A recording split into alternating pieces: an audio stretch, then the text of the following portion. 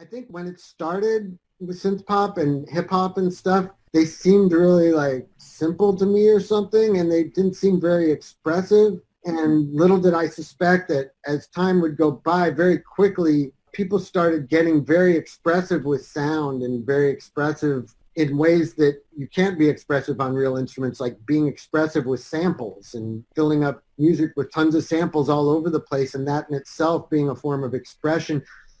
I didn't expect that at first, so I just got on my own path. But then when I discovered that, like by the late '90s, like it had come so far, there was people being expressive with sound and speed and with breakbeats in ways that it was impossible to as a musician. The conception of speed and fast tempos that comes from manipulating samples and using drum machines and stuff is so completely different than what a drummer does. Like Metallica is a great example of, Master of Puppets or whatever is a great examples of like human beings going fast, but that's very different from Jungle, which is like a computer going fast.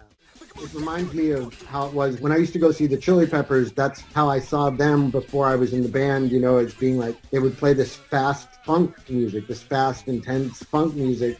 They had these songs like Skinny Sweaty Man and Black Eyed Blonde and Police Helicopter. They had these songs that were very funk, but faster than funk had ever been. And I found that very exciting at the time. And for me, that's basically what hardcore and jungle were. It was just another way of doing fast funk and kind of going beyond what a drummer was capable of doing.